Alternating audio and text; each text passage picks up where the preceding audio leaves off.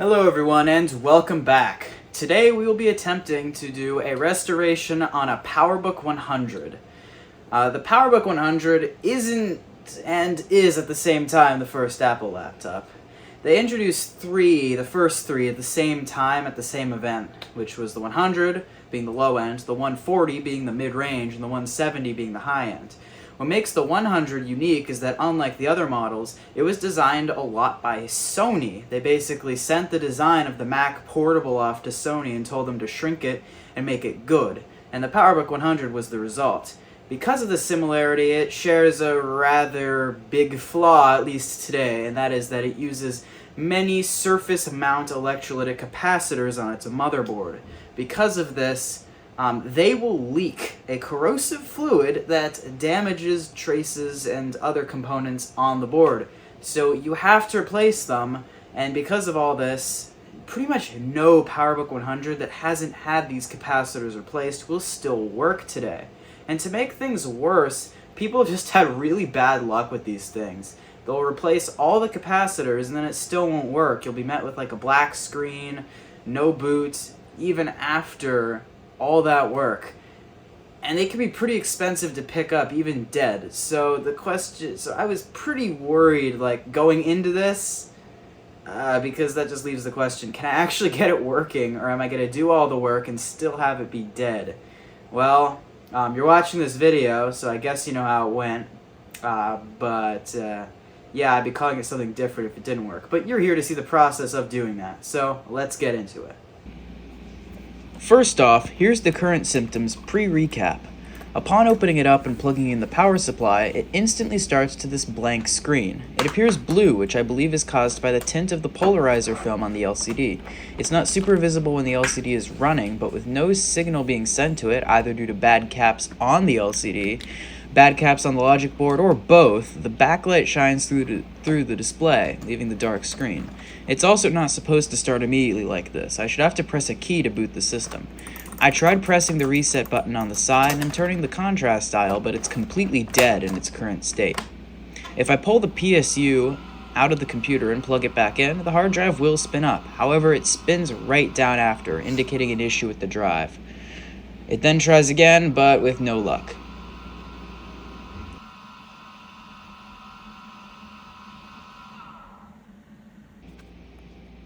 Next, I had to take apart the PowerBook. This was the moment that I feared the second most when dealing with leaky caps, actually getting a look at the damage. If it's bad, I can have trace repair and other issues that can crop up.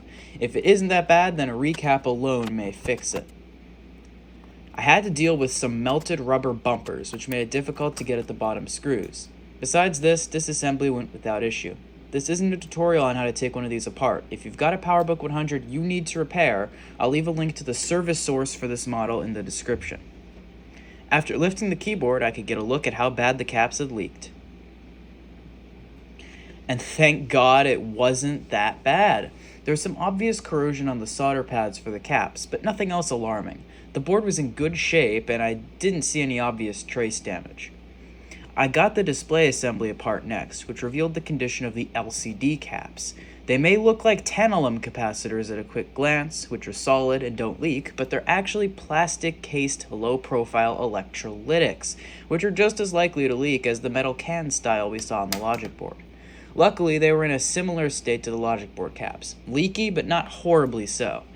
The display was a big area of concern for me, as bad cap leakage can damage the ribbons going from the driver board to the glass panel itself. If these are corroded by the caps, the LCD is a goner, and as time passes, more and more panels will fall victim to this issue. So, with the caps analyzed and the computer apart, it was time to get out with the old and in with the new. You're going to want to first give all boards you're recapping a good clean before any soldering begins.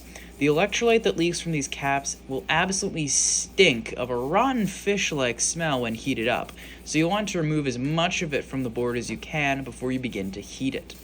Isopropyl alcohol in a toothbrush works well for this, though you'll want to be extra careful around the LCD, as isopropyl alcohol can damage it if it gets between the layers. You'll also want to remove the frame and backlight layers of the LCD to get more room to solder, as well as to expose the rest of the driver board for careful cleaning. Also, don't use hot air on an LCD board, you'll just end up damaging it. There are many ways to remove the old surface mount capacitors from the board. The method I've chosen to use on this PowerBook is to twist them off with pliers. Some dislike this approach due to how crude it is, but it's a simple method that works really well if you know how to do it correctly. It also has the benefit of not requiring any special tools like a hot air station or soldering tweezers, which is always nice for beginners. It's definitely safer than using a single soldering iron as well. I've heard way too many horror stories of people ripping pads clean off trying that method. If you have 2 soldering irons, then I've heard that works better, but I don't, and I haven't tried that anyway. So I just prefer to twist them off. Always practice on a junk board first though, as if you don't know how to do it correctly, then you could easily rip off a solder pad trying. I did recently acquire a hot air station, which is a more proper method. However, at the time I hadn't gotten a chance to practice with it yet. And plus, the caps on this board weren't corroded enough that I worried about damaging pads. And now, a recapping time lapse.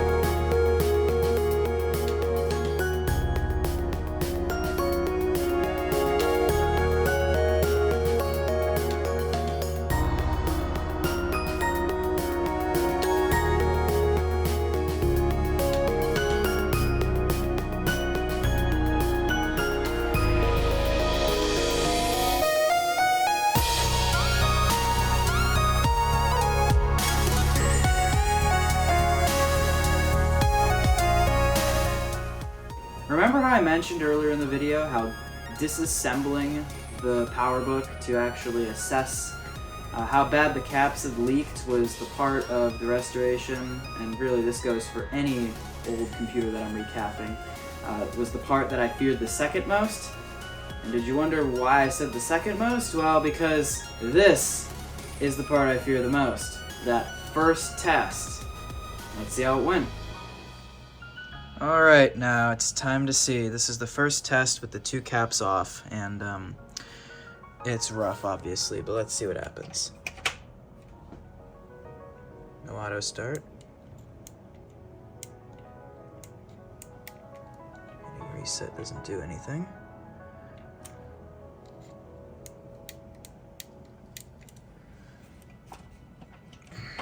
Let me get the keyboard attached and try hitting the power key.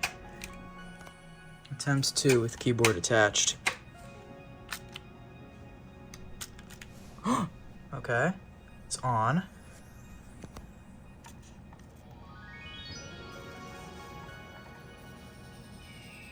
I hear a bad sound.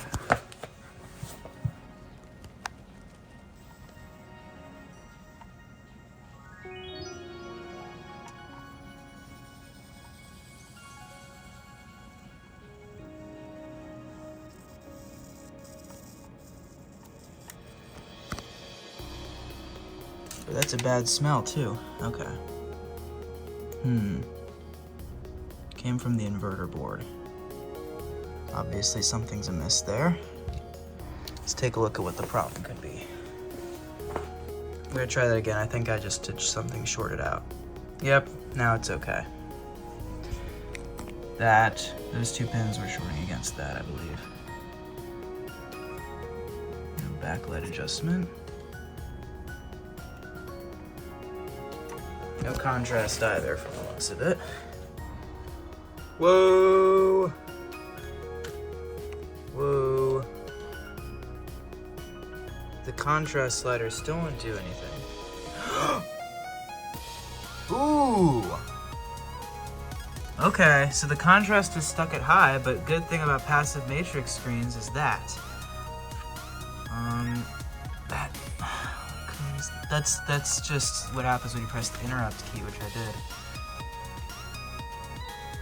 Let's hold reset.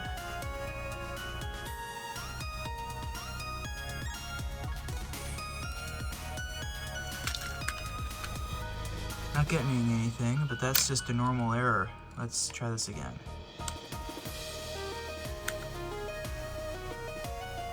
Ooh. Holding it at an angle because I can't see it. I see a cursor! Oh my god.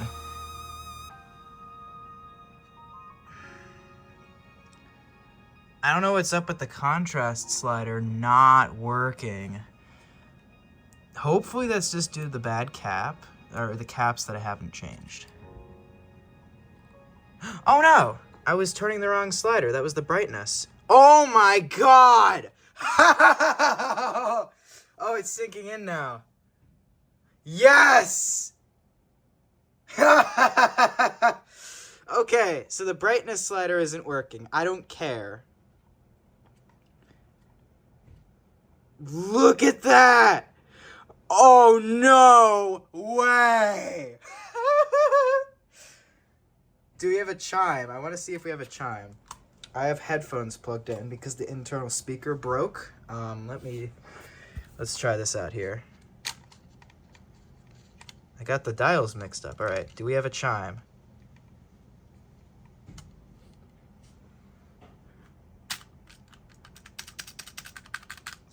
Come on. It's probably gonna be a bit finicky because of that cap, and those two caps rather. Okay. Okay, I didn't get a chime, but one of those caps I'm pretty sure is probably related to the audio circuit, so that would make sense. Holy crap. With the system board working, I next could turn my attention to the 20 megabyte, yeah that's right, only 20 megabyte, Connor Peripherals hard drive. These drives have an issue where a rubber bumper inside of the head assembly right here becomes sticky. The heads get stuck to it and therefore will not be able to seek. In order to fix this issue, you can open up the drive and tape over the rubber bumper, and a lot of the time that can bring one of these drives back from the dead. And if you're worried about opening up a hard drive like this in open air, on a drive this low capacity, the tolerances are good enough that it will not cause any damage as long as you don't go touching up the platters.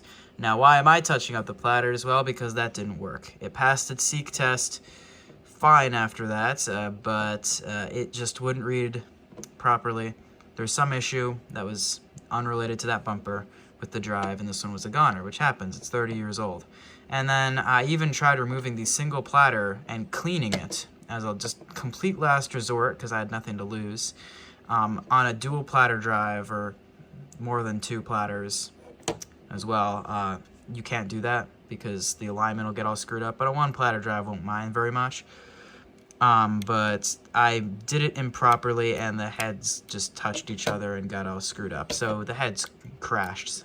So yeah, it was a goner anyway. I'm sure that cleaning wouldn't have fixed it even if I had the proper tool to keep the heads from contacting each other.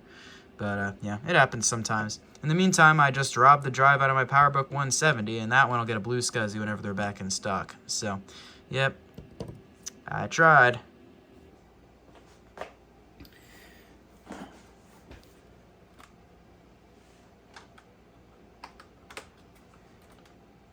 Alright, take a listen to this. Yeah, the internal speaker is still broken, but those 2 last caps I had to install did bring the sound back. Yay. So, yeah, it works. I can't believe it. As I said in the intro, I was really worried going into this that I'd end up with a dead system afterwards, because that's just so common with these. I know a guy on the forums who went through 2 of these and just couldn't get either of them working, and he's had way more experience than I have in fixing and recapping these old Macs. So I got lucky here, that's for sure. And I'm really pleased about that because I love this laptop. It doesn't have hinge issues like the other PowerBooks. I guess Sony did that right. And it's great to use. I don't really mind the passive matrix screen. I've been playing a lot of Tetris, a lot of Glider 4 on it, and it's just a lot of fun. Yeah, it's been great. It's been reliable. It's worked with a couple hiccups here and there, I think due to the marginal voltage on the PRAM batteries. If they're right on that line of being not enough to hold all the data and like just enough to hold some data, it can cause corruption in the PRAM, which can cause some boot issues intermittently. But that's happened very rarely, and I'm pretty sure those will just clear up if I replace those. So I got to do that at some point. But yeah, it's fully working as far as I can tell, which is great. Just one thing to note, if you have one of these, always make sure to remove that trackball. Like, just remove it from the computer with the ring here. Before you store it closed, because it can press up against the screen and break it, and you do not want that to happen to your precious PowerBook. So just make sure to do that. So, yeah. Anyways, that's all. If you enjoyed this video, a lot of work went into fixing this PowerBook and editing all this stuff together, so like and subscribe or whatever would be most appreciated, but you don't have to if you don't want to, that's fine, I understand. But yeah, thank you for watching. I got more coming. I got another PowerBook on the shelf over there that's being restored right now. You may have spotted it in the intro as one you haven't recognized before from me, but yeah. Leave your guesses in the comments on that. That'll be coming out at some point. And yeah, that's all. Have a good day or night. Not night.